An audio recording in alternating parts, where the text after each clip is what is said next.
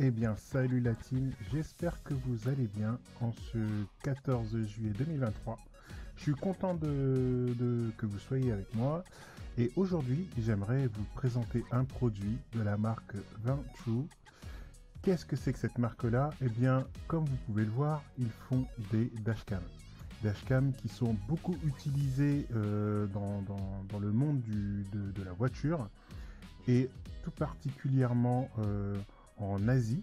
Il y a beaucoup de véhicules qui sont dotés de dashcam et c'est très utile parce que, comme vous le savez, ça permet de filmer en temps réel. Cela peut servir en cas d'accident, en cas de pépin. Voilà, il vous arrive quelque chose, vous avez la vidéo qui peut au moins vous protéger. Alors, je ne sais pas si ça reste légal pour les assurances, mais en tout cas, si par exemple vous vous faites cogner la voiture et qu'il y a un délit de fuite ou bien quelque chose, en tout cas, ça peut vous dédouaner par rapport aux assurances. Moi, aujourd'hui, j'ai pu tester, grâce à Ventrue, j'ai pu tester une dashcam. Et c'est une dashcam qui est particulière, qui est faite pour la moto. Alors, je vais vous montrer le produit. Elle fait partie de la famille F1. Voilà, vous voyez, il y a différents types de familles.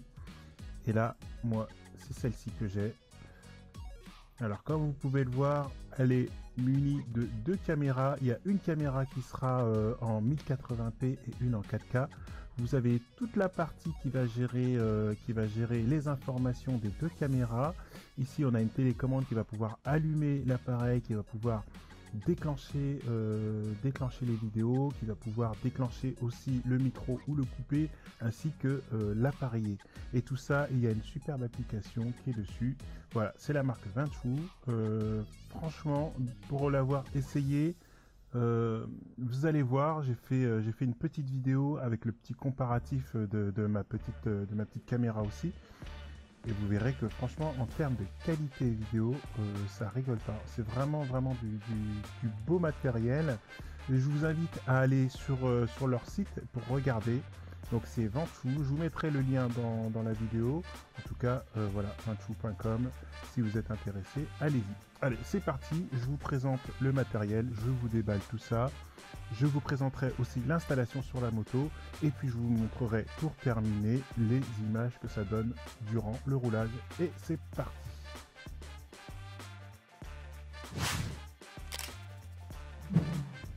Allez, on recommence avec la boîte d'emballage. Ça présente les éléments qu'il y a. On a ensuite une petite affichette qui montre que c'est un équipement dédié à la moto. Ensuite, on a le petit guide en anglais qui explique quand même bien les choses. Ensuite, on a la cellule centrale qui va reprendre les informations pour les caméras, le Wi-Fi, le GPS, etc. avec ses embouts qui sont bien dédiés à chaque élément, caméra, télécommande, etc. Ensuite, on a le câblage d'alimentation avec le positif, négatif, les éléments que l'on doit brancher à la batterie. Il y a aussi un fusible dessus qui va protéger l'ensemble. On a un premier câblage pour la caméra de derrière. On a un support pour pouvoir y déposer soit la caméra au niveau du guidon, et si on n'a pas envie, on peut la fixer directement sur la moto. On voit quand même que c'est de bonne facture, c'est relativement solide. On a également un autre câble pour la caméra arrière, et chaque embout étant différent, on ne peut pas se tromper au niveau des branchements. Ensuite vient la première caméra. Celle-ci, c'est la caméra qui ira à l'arrière. Elle est distinctive parce qu'on est en 1080p, c'est de la HD mais 1080p, c'est la caméra qui ira se brancher à l'arrière. Voilà, encore une fois on ne peut pas se tromper, les embouts correspondent bien. On a ensuite la caméra qui ira à l'avant. Celle-ci, elle est identifiée avec 4K comme on peut le voir. Ici, c'est celle qui sera placée à l'avant de la moto ou bien sur le guidon avec le support qui est fourni. Encore une fois, on ne peut pas se tromper, les branchements sont différents. Puis pour finir, on a maintenant la télécommande. Sur cette télécommande, il y a 3 boutons et pour chaque bouton, il y a 2 fonctions qui sont dédiées. Donc il y a un bouton où on aura la fonction d'allumer et un bouton d'alerte. On aura aussi un autre bouton qui va nous servir de micro pour éteindre le micro et allumer le Wi-Fi. Et on a un autre bouton qui va servir à démarrer la vidéo ou l'arrêter, ou bien passer dans les menus au niveau de la photo. Encore une fois, chaque élément a bien une connectique différente et il est impossible de se tromper. Voilà, on se retrouve dans le garage et à nouveau je vous présente chaque élément qui se trouve dans la boîte, à savoir la télécommande, le module qui va commander toute l'interface, les 2 caméras, le câblage, la notice, etc. On commence par le câblage d'alimentation. Faites bien attention, sur ce câblage il y a trois fils, donc la terre, le positif et le positif après contact. Il est important de connecter le positif après contact, soit au niveau des phares, soit au niveau de la veilleuse, comme vous le voulez, pour que si vous démarrez la moto, une fois que vous allumez les phares, l'enregistrement puisse se faire. Sinon, si vous ne le faites pas, le module ne démarrera pas.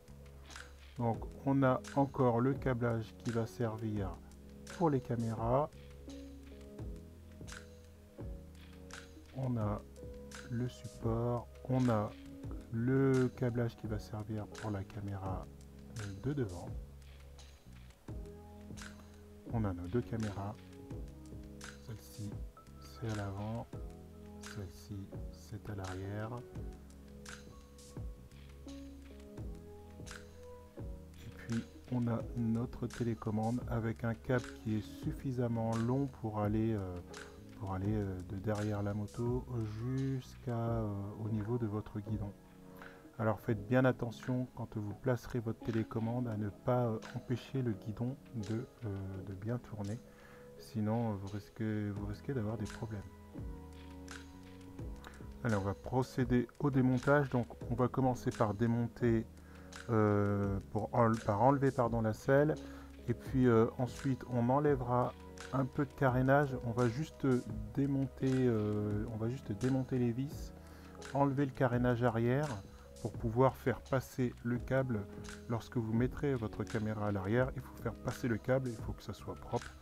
Donc il va falloir démonter les vis du carénage.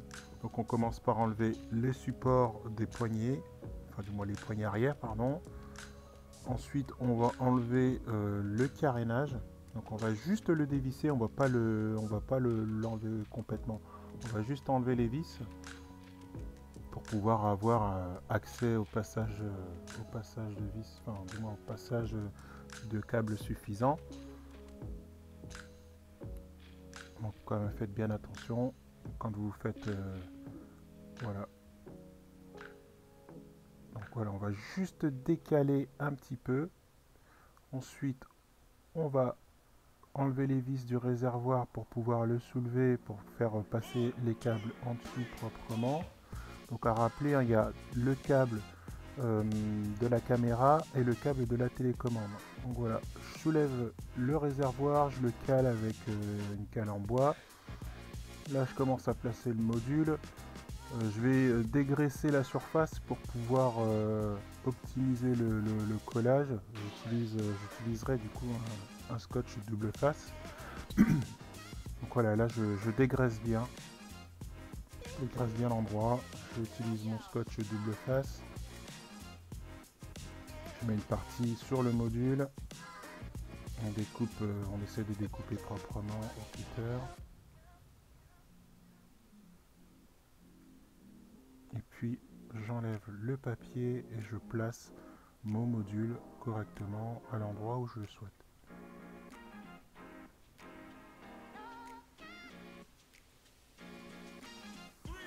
Une fois que c'est fait, je peux commencer à faire mes branchements.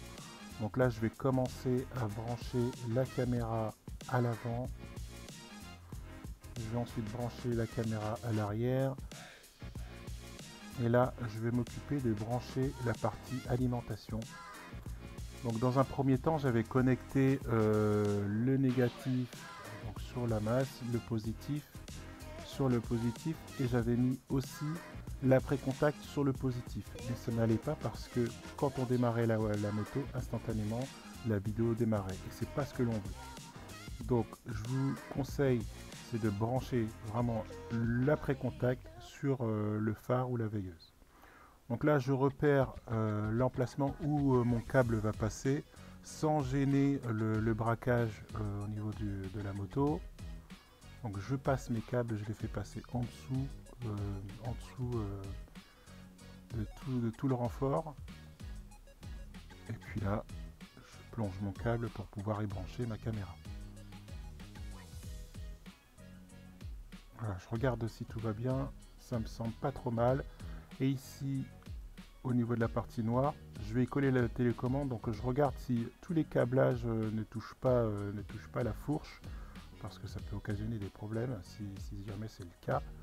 Donc je fais bien attention que tout est bien branché.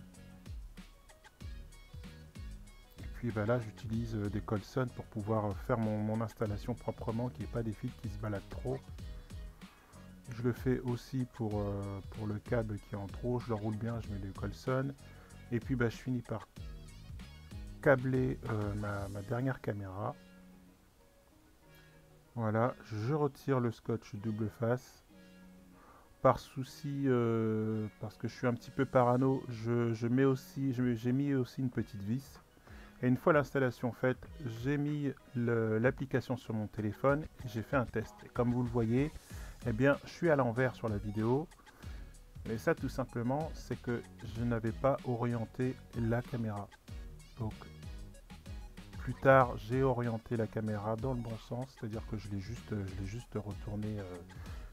J'avais juste fait un angle de 90 degrés et tout est venu à la normale. Et au niveau de l'application, vous allez vous rendre compte que vous avez plein d'options. Vous pouvez régler la langue, vous pouvez régler si vous voulez activer le GPS, si vous voulez activer la surveillance lorsque vous n'êtes pas à proximité de la moto et que quelqu'un tente de la voler ou la bouge ou quelque chose comme ça, vous avez un message qui arrive.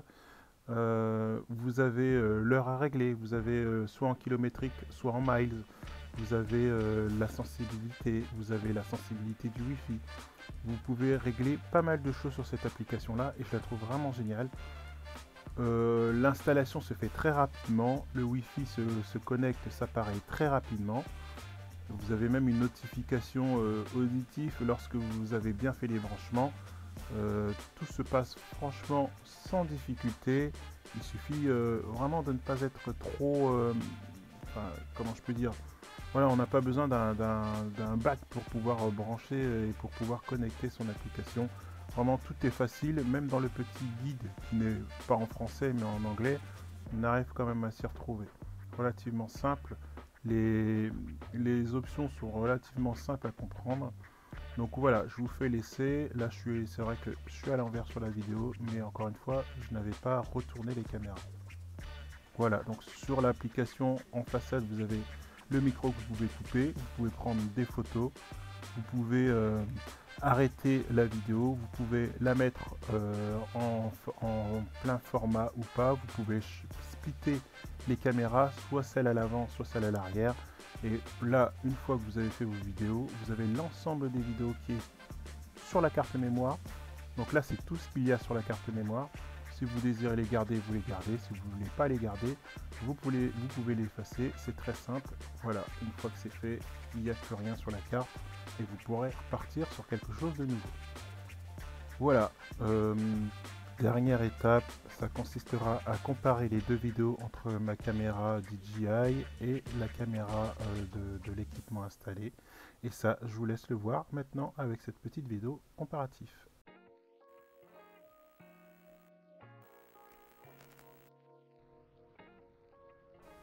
Voilà, je vous laisse profiter des images.